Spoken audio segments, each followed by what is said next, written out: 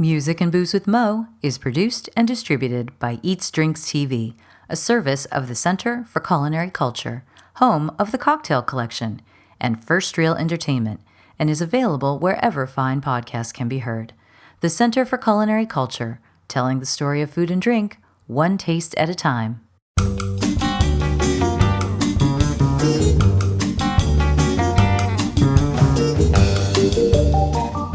Welcome to Music and Booze with Mo. I'm Mo Herms, and I've worked in the music industry most of my life, so have met some pretty amazing musicians over the years. I also love a good cocktail, and I've encountered some really interesting bartenders as well.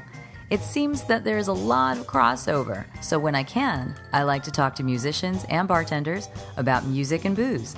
Join us at the bar, won't you?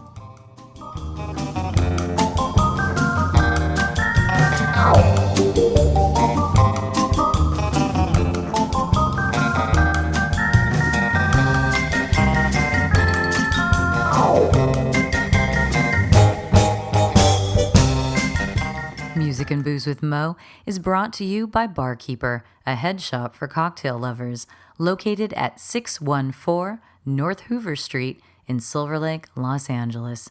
Stop by for barware, vintage glassware, a carefully curated collection of spirits, and one of the most impressive selections of bitters anywhere.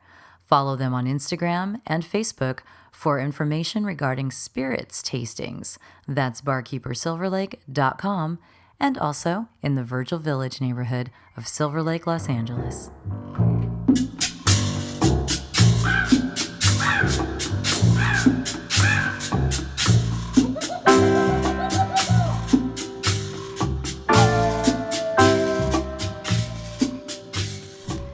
Welcome to Mo's Tropical Summer. As any regular listener knows, every summer I get to talk with people from all over the world, actually, who work or own bars with a bit of a tropical bent to them, and this summer is no exception. So sit back and relax, mix yourself a drink that has lots of fruit juices, rums, and maybe even an umbrella, and enjoy tropical summer.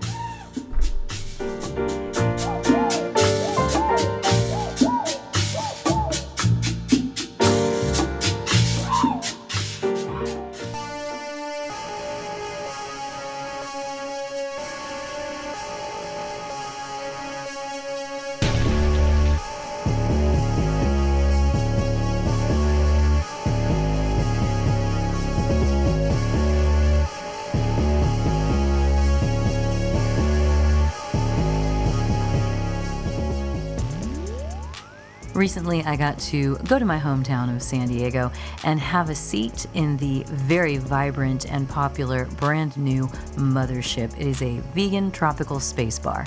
Yes, all of those things. It's a new bar that was created by the folks who own Kindred, which is a vegan death metal bar, and I love all of these things. I love Kindred very much, so I was very excited the first time I went to Mothership, fell deeply in love with its whole aesthetic.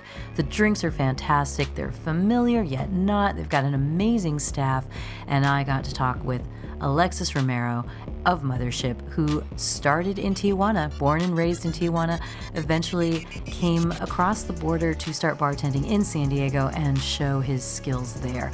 Also, he makes music, and we're going to be featuring his music throughout this entire program, so enjoy.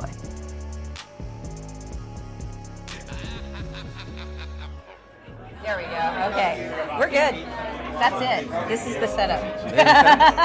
Hey, sick. Well, I was going to say you're kind of a pro because you do all the Instagram stuff. And my setup is also pretty simple. It's easy, right? Yeah. I try to simplify it as much as I can. Right.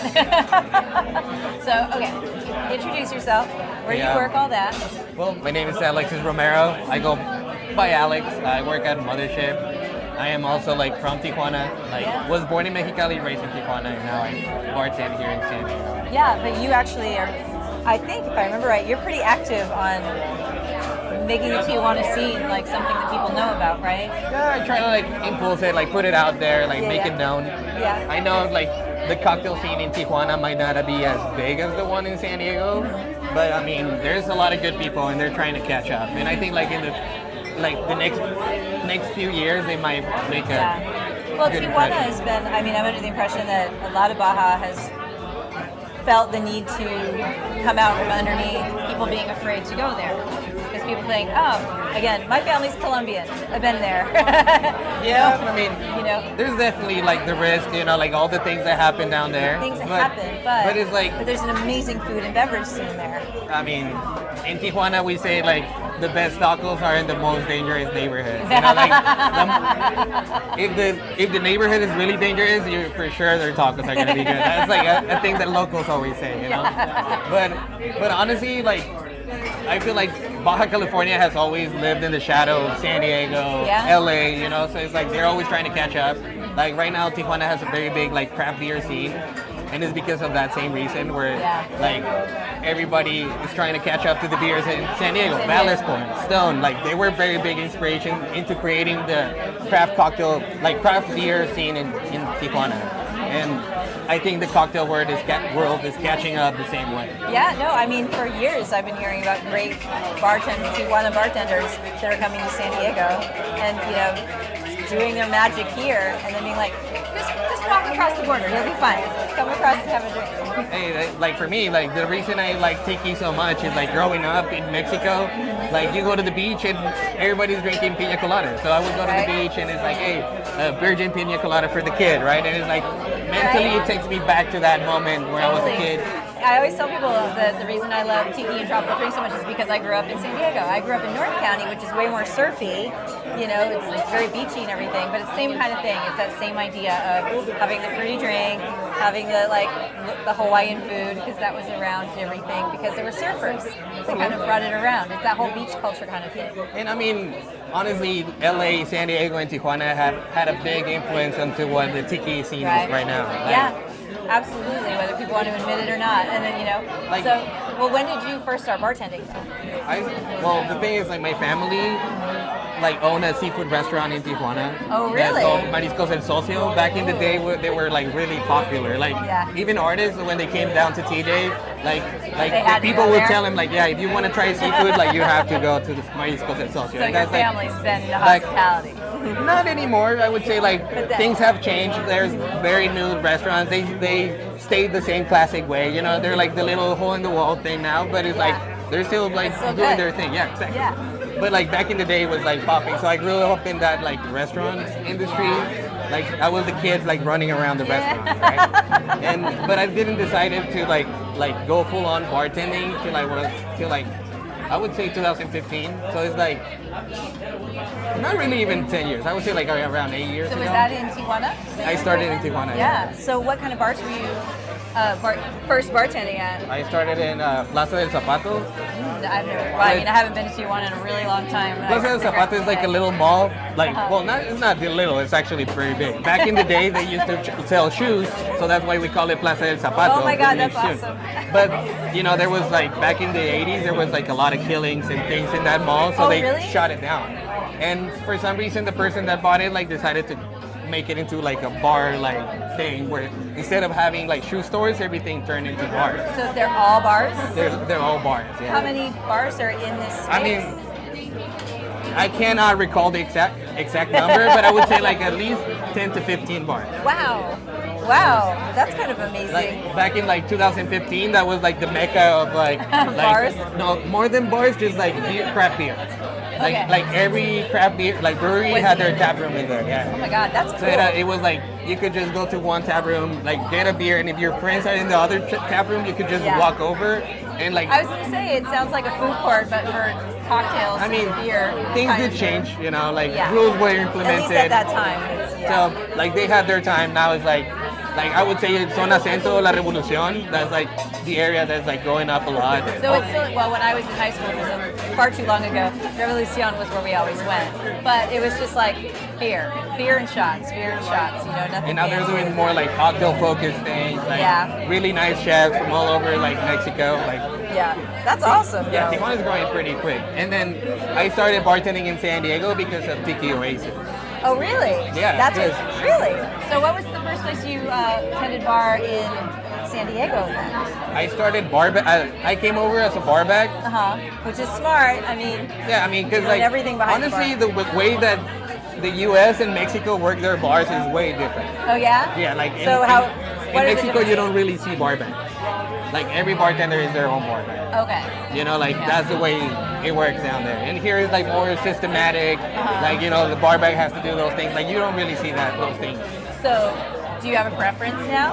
I mean, I really like a combination in between both. I think like the experience that I gathered in Tijuana really helped me here. Absolutely. Because you can handle anything, I would think. I mean, I worked in a bar where it was like 200 deep, and we only had one well, and it was literally like tickets will go like rolling in the floor, and it was terrible. And you just like bang, bang, bang, bang. But now it's like, how busy can it get here when it's like the system works way better. So it's like now I understand how to really work a bar to make it more efficient, right? Yeah. And also the spirits are different. Like there's a lot of things that you don't find in Mexico that you can get in the U.S. because everybody sends their stuff to the U.S. Yeah. But not everybody sends their stuff to Mexico. Yeah, so, Well, I mean, you say the U.S., but that can go state by state too. That's true. I mean, you've got other states where they're not allowed to get certain things in, or things have to be a lower volume or something like that. It's just wild. I feel like it's wild to think that there are limitations like that all over. Also Mexican culture. Like I grew up taking shots of tequila. Yeah.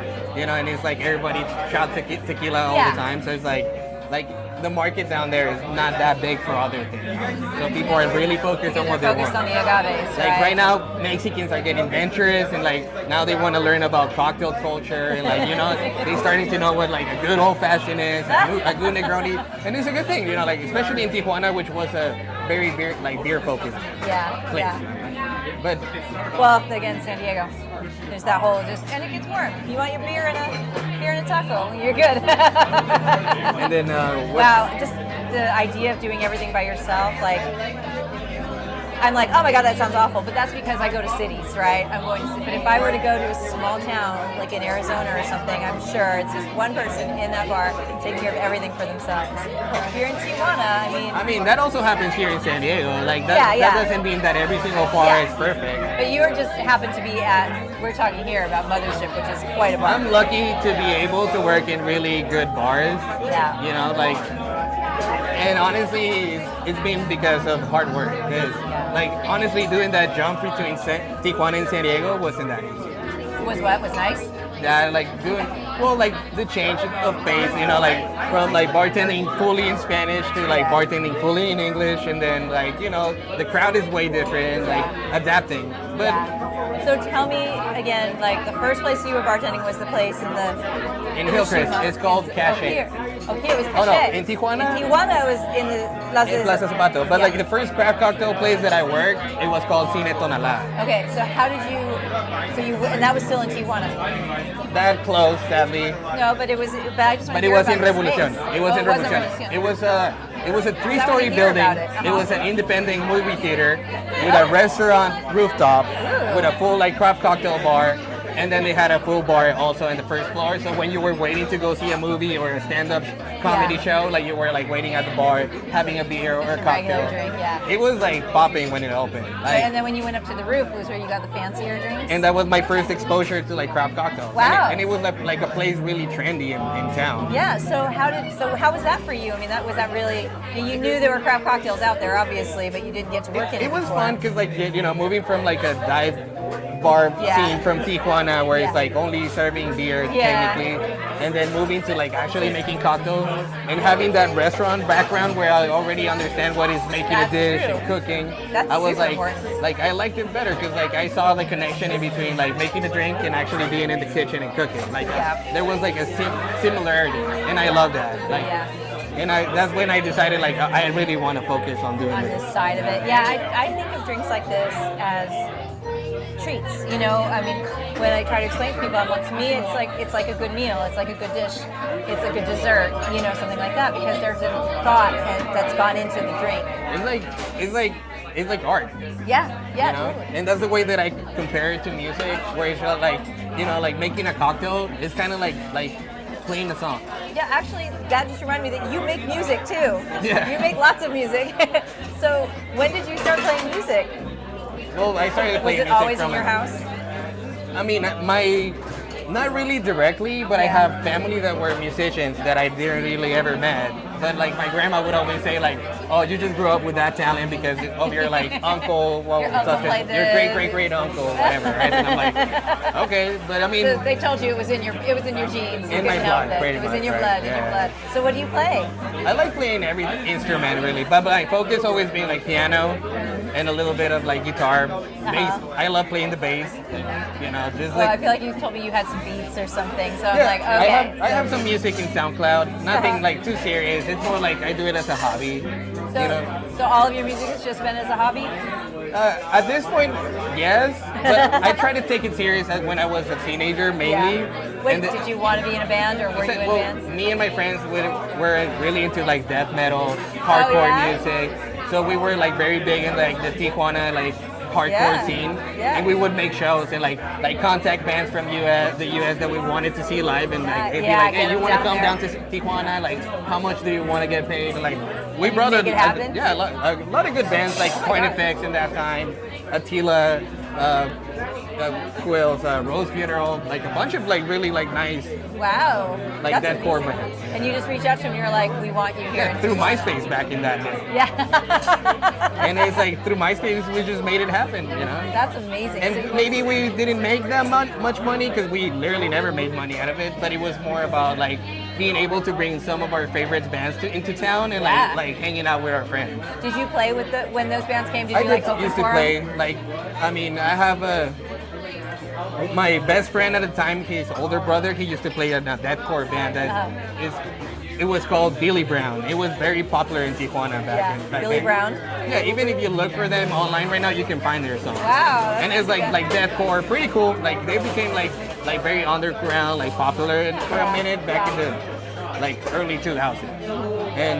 And I used to play in a few like deathcore metal like bands, but like nothing really came up out of that. I was Yeah. more focused on like the part of bringing bands into town and like organizing shows, making So, flyers. And Where all did you that put stuff. these shows on? Was there a venue that you were able to work with? There were Or a did few you just- venues that you could like talk them into like, let me do this show well, here.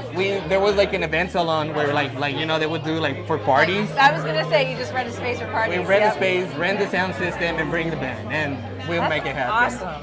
That is so cool. And I was like 50 years old back then. And then when I went into college, I went into so cool. No, I mean, especially being that young and doing something like that. I mean, when I was a kid and punk bands would come to San Diego, we'd have to play like at the YMCA. You know, totally. You're all teenagers. It's kind of similar, but I think about it. I'm like, why did the YMCA let that band play there? You know, why they let Circle Jerks play there or something like that? there was like a cultural space in like the government building, Yeah. like where like you go to do all your like paperwork or whatever. Yeah. And they had like a cultural space with sound system, and it was free to make like shows in there. Really? So you But could it was have hard these, to like schedule one. But if you got a space, it was like You're like, you don't have to we pay can have for a death anything. metal show on this day in this space. But they would like keep a big percentage. percentage of the like income, right? But I mean, But you were saying for you, it was it more was about for getting us, to yeah. see the bands. Like we never did it for money. That's so cool. And then when I went to college, I went to City College and I started a major for digital music technology, which I like almost finished. I didn't like really finish it all because Yeah. I you were needed to pay bartending? bills, and it's like that's like around the same time that I started bartending too. Like you know, like and I was like, you know what, like I love music, but I also love bartending. So it was like bartending is paying the bills right now. Yeah. So I'm gonna focus on that. Yeah, I mean,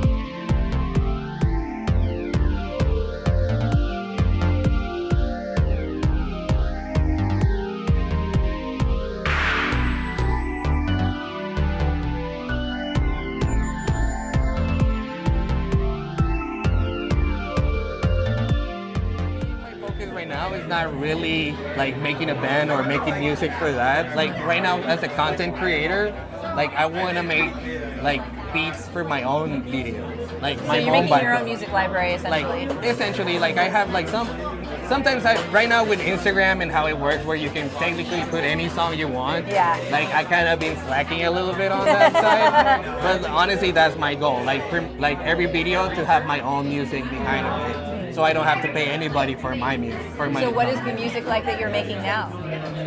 I mean, I've gone through phases. Like if you go through my SoundCloud, like everything is like very like random. Like I have from like blues, improvisations. I have techno. I have like metalcore. I have blues. I have I don't know. Just depends on how you woke up that day. Trap music, hard trap, like. Well, what made you start playing music? What was like a band you remember? I don't like to say inspiration because it's not always that. I feel like it's more than a band. It was my grandpa. Because like when I was he was like he's Your my grandpa father was in figure. The deathcore? Not really. But when I was 5 years, he like gifted me a guitar. Aww. You know, and it's like he was like my favorite person in the world. He already passed away, sadly.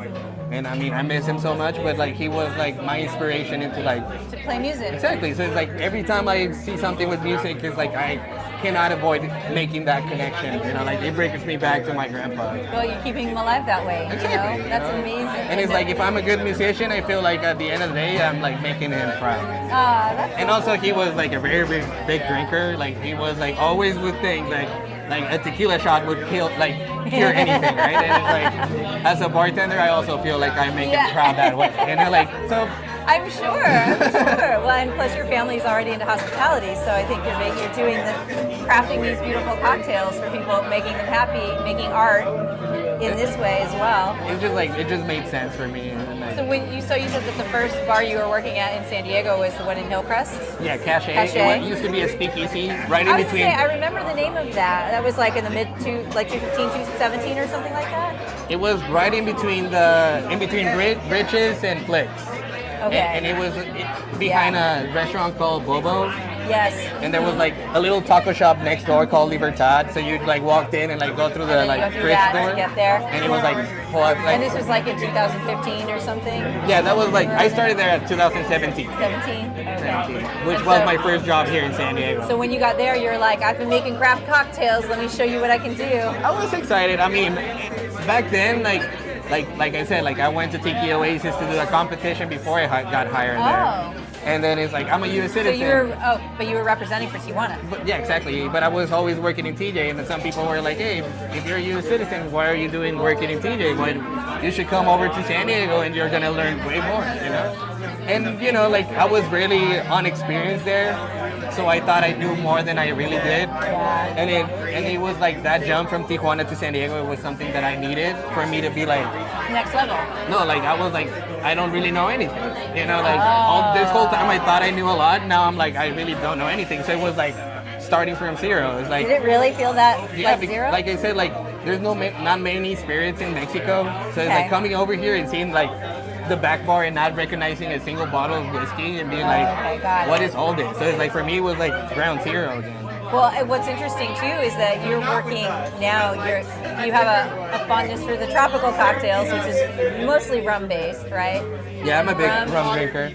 You are a big rum drinker. Rum is an insane category. I mean, I think so is gin, but whiskey I feel like you can get a handle on, right? Agaves you can get a handle on. I think it's very like underrated for what it is. Yeah, because like rum is really diverse. Well, okay, let me ask you this, and this is speaking as someone with family in South America. You're central. Down there, nobody cared about rum. They might drink some whiskey. There's aguardiente. In Colombia, it's nothing but aguardiente. So they do the sugarcane, but not like in a different way. And like tequila was not. I remember 2009 I was there and my cousin had to look all over to find a bottle of tequila, and I think we got Milagro or something. It was all she could find, and like her boss found it for her. And she's like a district attorney in the city of Cali. Nobody could find any tequila anywhere down there. I'm like, how? But rum was not something that they drank. They drank beer, and they had shots of like aguardiente, right? It wasn't really rum. So it's kind of like, I almost feel like it's regional. Like, okay, this area, like cachaça all over Brazil, but not like for me as a bartender that bartended in Tijuana, one thing that I noticed down there a lot is that rum and coke was really popular. Well, yeah. You know, like everybody drinks a lot of That's rum. easy. No one's thinking about the rum. Exactly, but they're always drinking like Bacardi White. Right. Like that's like everybody's to go. I'm sure that's there. But that's also what makes people misunderstand and appreciate rum, Totally. because every time they think rum, That's they what I think they drank go in high to school. Bacardi White. And, like, Right. and I always try to explain to people like, hey, so there's much more than just Bacardi White. Like there's rum agricole, like Jamaican funky rum, you know, like Yeah. overproof, like you name it. Like there's so many varieties of rums which people misunderstand.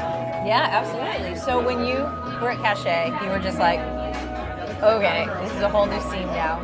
How do you think you obviously, I'm sure, picked it up really quick though.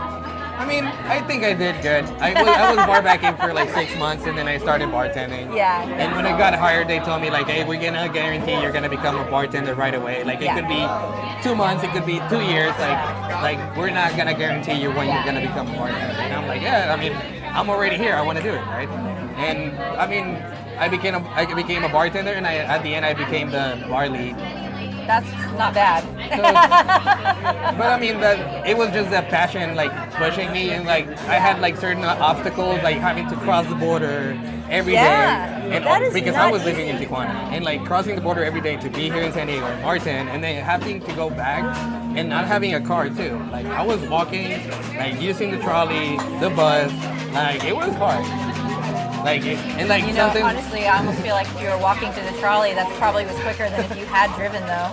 I mean, How long do you get stuck in traffic trying to cross into San Diego? I mean, I've driven across the border for a few years too. Like Oy. like right now that I live in San Diego, I'm so happy. But like, when I was living in TJ, it was pretty hard. I'm like, sure. Because I had no time for anything. Like Yeah. literally, my life was like Was just work work or and driving. commuting. Yeah, Work work and and commuting. commuting. Like, there was nothing in between. So when did you discover your love of tiki? When did you realize that was a thing? I felt like the thing. I think it was in my first Tiki Oasis. Yeah. Like- What made you decide to compete for Tiki Oasis? Well, I have a really good friend. Like he's like a bar consultant in Tijuana, and his name is Irving Gonzalez. Okay. And he also works here in San Diego for Snake Oil. He's like Okay. one of the like mixologists in charge. Yeah. And well, he was the one that like found me in San Diego because he was doing an event in Tina Tonala back then. Okay. So the first time that I started, there was gonna be a Tiki Oasis event, and because he like in between a conversation we were having, like he like saw that I was a U.S. citizen, so he was like, hey, you should come over, like you should try it, like. And he's like a really good friend of Ram, so he was like, oh, you know what, like let's get him in, and everybody was really excited to have me there, like the culture, like trying all the cocktails, like different rums that I wasn't exposed to in Tijuana. I was like I thought I brought a really good cocktail, and then I see everybody else's, and I'm like okay, I'm like a lot of steps behind, you know, but I want to So catch then you up. were like, oh, so I have to learn about this whole genre. And it was like cocktail. that was the focus that brought me to San Diego in the first place, like Tiki at the end of the day. Really? Yeah. Really? That's kind of, well, I mean, I guess, again, since you come from kind of a culinary background too, Yeah, it but would make sense. But I didn't really ever work in a No, tiki you bar. didn't work in the kitchen, but you saw it. I mean, so you have an appreciation for like what could be complex or what could be simple, whichever, you know? So then, since you did that, you didn't get there on this one, but you are now working in a well, Tiki bar, yeah. Is this a tiki bar? It's a tropical, it's a tiki mean, and space bar. The way I would describe, like the way we describe it is a tropical space adventure Yeah. bar because we're tiki inspired, but Yeah, we're oh, taking absolutely. all of the cultural appropriation out of tiki, Exactly. but making it as fun. Yeah, totally. I mean, I'm hearing maybe the music even right more now. fun. You Yeah. know, like- Oh, I love it. I love it. You know? I love this. So it's cross. like we're taking it away. It's like sci-fi, tropical. You know. So in a way, we're reinventing tiki. Here, Yeah, you know? totally. So, but is this the first time you've had the opportunity to work completely in a tropical? Yeah, Yeah? that is the first time that I'm exposed to like actually being able to work on That's something that I've always wanted to, you know. And it's Oh, like, that's so cool. Like So you're Mothership just- giving me the opportunity to be there was like. So you're just amazing. tiptoeing up to it before that. So what do you remember? Like, have you created? Well, obviously you have because you competed in tiki. Yeah, So totally. do you remember like what your first tiki cocktail was that you came up with? I kind of remember my first Tiki Oasis cocktail. I know it was hibiscus, cinnamon, like a little bit of grapefruit and overproof rum, which for me was like like I thought I was like reinventing the wheel because I Yeah. never had overproof before Yeah. that. So it was for me was like, oh, this is something really unique. And then I go to Tiki Oasis and it's like, oh, it's You're the all, same thing. oh, this is just okay. Which honestly sounds delicious to me, but yeah, I It know what was you mean. delicious. I mean, everybody said it was really tasty, but Yeah. like in a cocktail competition, it's not just There has the to be cocktail. that thing. Because It's like my philosophy in cocktails is like everybody can make a delicious cocktail. Yeah. But like adhering to a concept, that's a way different story, right? Like for example here, like we reinvented Tiki, like David Kinsey, Juan, like they created this awesome like bar menu, and honestly like they stayed on track. They respected Tiki cocktails, but they made them into a intergalactic Yeah. I love thing, it. you know, like to the point that we can call it a space Space. tropical Yeah. adventure bar instead of like adhering to Tiki, Yeah. which I love. Give it its own identity. I mean, well, this was kind of the brainchild of Kindred and their permanent vacation menu. Totally. Like And I every love Thursday. the idea of permanent vacation because, again, it's definitely builds its own thing. But you know, tropical cocktails have a good space there. It's like, what do you drink on vacation? Tropical cocktails. Here you go. You know, totally works. It's like same concept but put like reinvented. Yeah. Like Wrap it up in something else. So you are still competing, right? yeah, I'm You're gonna still- do Tiki Oasis again. You're gonna do it again this year, but you also are really active on Instagram. Totally. I mean, my Instagram is Stirred Magic. Stirred Magic, yeah. I'm trying to start doing like a little bit of tutorials on how to do cocktails and like give it a little bit of exposure. Like right now I'm starting in English, but I also want to focus on doing some videos in Spanish. Yeah, yeah. But like I want to like focus on my exposure, and right now like my biggest exposure is with like the English speaking crowd. Yeah. So I want to like get a little bit more exposure in that side, and then like bleeding to like Spanish speaking Yeah. people. You know, like I think like you know how like social media works. Like you Yeah. have to work it a little bit. So. Well, it sounds like too, you really are hoping to bring more recognition to the scene in Tijuana.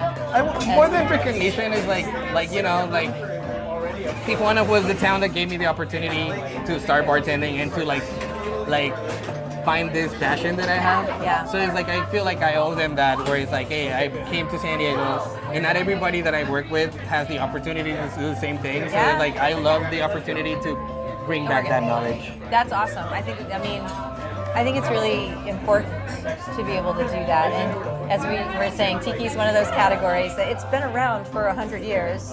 Totally. You know, I mean, as a cocktail and as a environment, kind of an escapist environment and everything. But I think it is important for it. well, I feel like Tiki was like the first time that like people are actually started focusing on a concept more than And the just being a cocktails. regular bar. Because like yeah, I mean there were cocktail bars before that, Mm-hmm. but they were just that, cocktail bars. And Tiki was like the inspiration to like, hey, we can make a cocktail bar into something else. Yeah, and the cocktails as well. Of course, like You know? like not adhering to like the like normal rules. Like hey, let's break the rules a little bit and reinvent cocktails. Yeah, totally. You know, it's like, where do you take your inspiration from? And with so many rums out there, each rum can provide a different inspiration to you. So what, in your rum explorations, you've got to be an agricole guy. I figure you must love agricole. Yeah, I do like agricole, but honestly, I love cachaça more. Do you really? Yeah. How come? I mean, there's too many cachaças out there. There are too many But I feel like cachaças. there's like a lot of similarities in between cachaça and like rum agricole and even Chironda. You know, like Yeah. for me, like they're kind of like not exactly the same, but like I would put them in the same category. You know, and So, do you have any drinks on the menu here at Mothership? no, this is like fully David Kinsey It and was- Juan's. they Like came with this one, set it yeah, down I'm here here. just like holding down the place with them, like Yes. giving them a helping hand. you Yeah, know? yeah. Like I'm the one honored to be here helping Yeah. them. So I knew that those guys run a tight ship, space or otherwise, you Yeah. know, like with the cocktails and everything. But I was wondering where you get the opportunity to kind of stretch your muscles. I in feel like cocktails. right now, like my creativity, I'm been exploiting it more, like in social media Uh-huh. and like also And in like Tiki competitions. Oasis, you know, like here is like we're focused on our like little like Yeah. menu, which like we haven't been open for more than a year yet. I was gonna say, I mean, this place opened what, at the end of last year in September or August or something? So like the main idea is to let everybody have the Yeah. opportunity to come in and like try Get our to menu, learn like because this, like. yeah. We still have a lot of like new crew, like Yeah. most of our people here. They're like, hey, it's our first time, you know, and like wow. we have our regulars still, you know, obviously, but like I would say like half and half. Like there's Yeah. a lot of like brand new people for like being open for 10 months, Yeah. and just being like and still having new people every single day. That's like, for me, that's impressive. Well, this place since it opened has been like Crazy. Insanely popular. And then we just we opened right by like Tiki Oasis too. Yeah. Oh, that's right. It was right around Tiki It was Oasis right in the because same week. People were coming here like that week. And everybody was talking about Mothership at Tiki Oasis too. They sure were. I was jealous because I didn't come last year, and I was just like, I'm all, oh man, this is my hometown, so I'm all, I can't believe everyone gets to go there before me. Yeah, I want to get in there. And yeah, the whole team at Mothership, everybody's like excited for Tiki Oasis because like we're just like. No. We don't even know how it's going to be or how crazy it's going to get this year. Well, you guys take reservations, so that kind of keeps things a little bit at bay. A little bit, but like it's still we might be a little bit chiller for like, you know, like that season because we know it's going to be busy and we want as much people to be able to like experience it. Yeah. So I think so, are you already planning your Tiki Oasis competition drink? I already know what I'm doing. Okay. Like I already did some tests at home, and I think. So if people want to follow along, then they should just find you on Instagram because that's probably the best place to totally. catch up. My Instagram is Stirred Magic. And do you have a website and stuff as well? Not really. Really? I don't Just really. that? Just like I've just been focusing on my Instagram alone. Like I have a TikTok too, but my focus has been just like Instagram. I want to like start a YouTube channel in the future. Someday. Once you have the whole music library to go with it. Exactly. So should people be finding you on SoundCloud as well? Just to kind of get an idea of what you do? What's your SoundCloud? My SoundCloud is Shinigami with an S. Oh my God, you have to spell that. That's going to be a complicated one. Yeah, totally. It's S. Spell it and you can send it to me later and I'll put it in the notes. Well, I'll send it to you. You can do it. Totally. I'll send you the link and you can share it for people that want to check it out. And hey, obviously, like everybody should come into Mothership, like check it out. It's an amazing place. Oh my God, I love this place If you so like much. tropical cocktails, like this is the place, honestly. And you're so enthused about it. I love that you're so excited to be doing this and everything. Like, I love it. I love every single day that I'm the here. industry hasn't like destroyed you yet. I'm just kidding. I mean, not really. Most people love it. I mean, I think it's in your blood. we listen to the same playlist every day, and I still love it. So that's a good thing. Well, okay. Something that you may or may not have heard by now is that Throbbing Gristle, which is like this like noise band from like late 70s, early 80s. Yeah. Whenever they would play live shows, they would always the music playing beforehand was always Exotica. So there's been this link.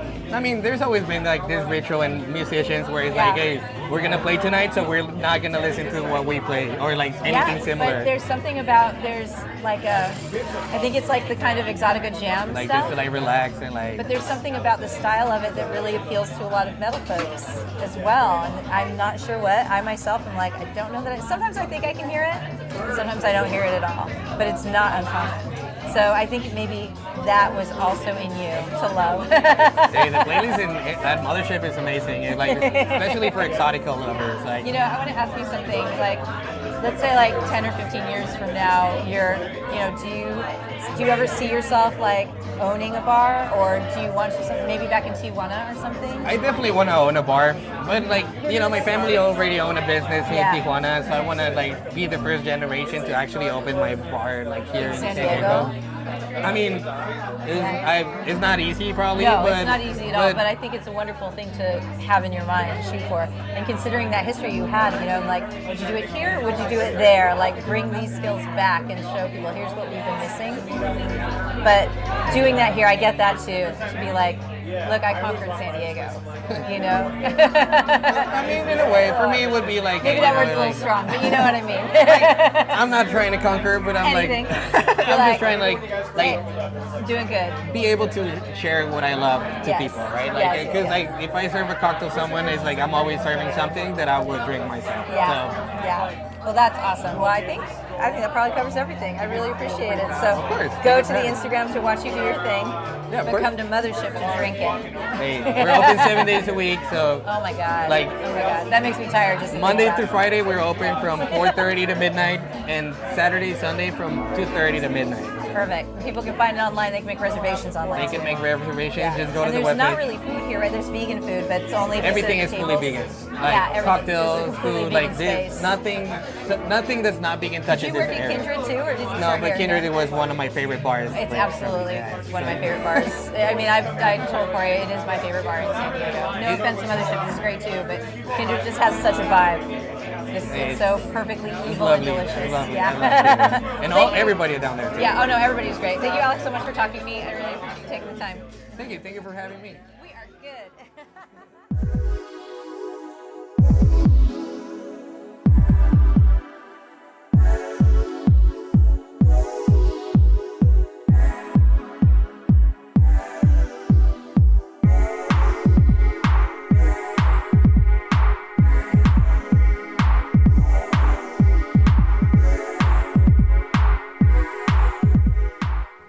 A big thank you to Alex for being on the show today. There's a lot to know about him, and I can help you with that. On Instagram, follow him at Stirred Magic. One word, Stirred Magic. And you can see some of his exploits at Mothership. If you want to follow Mothership on Instagram, it's at Into the Void. But back to Alex. He's got tutorials and informational stuff. It's really a really good creator Instagram channel for any booze enthusiasts that are out there. Also, he makes music, so if you want to follow him as a creator in that capacity, go over to SoundCloud. It's Shinigami619, Shinigami, Shinigami619, and you can listen to his music, which we've been listening to behind everything during the course of this show today. He also did a playlist for us, so don't forget to go to Mo Herm's Spotify and find his playlist with all kinds of cool music there. Thank you so much, Alex, for being a part of the show. And if any of you listeners ever get to San Diego, then you absolutely have to stop by Mothership. They're all fabulous, but you really want to see Alex too. Music and Booze with Mo is brought to you by The Mermaid, a cozy neighborhood bar with an aquatic flair in the Little Tokyo area of downtown LA. Open 7 days a week, featuring tropical cocktails and snacks, The Mermaid also has a daily happy hour from 5 to 8 p.m. Follow The Mermaid on Instagram at TheMermaidLA to hear about upcoming events and check them out at themermaidla.com. Head to 428 East 2nd Street, Los Angeles for a drink. Thank you for tuning in to our barroom chats on Music and Booze with Mo. For more info about today's guest, or if you want to connect with me, check out my Facebook page, Mo Herms. Please subscribe to the podcast and feel free to tell all your friends about it. While you're there, give the show a rating and a review. It really helps to get the word out. If you want to hear the playlists our guests have curated, search She Be Mo on Spotify, SHEBMO. Find pictures of the interviewees and the cool stuff they create on the Music and Booze with Mo Instagram account. Lower your expectations and join us at the bar. Till next time, cheers.